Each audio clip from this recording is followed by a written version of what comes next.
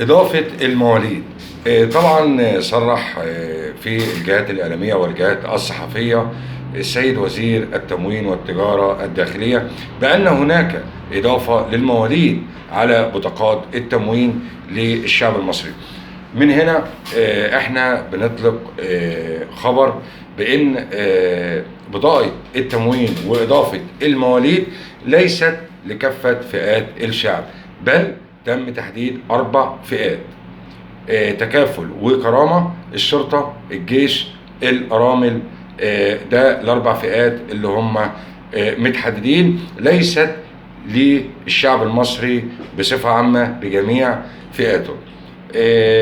برغم كده والمعاناة، إلا إن ال4 فئات دول كل ما بيروحوا يقدموا عشان إضافة المواليد في مكاتب التموين أو على الموقع الإلكتروني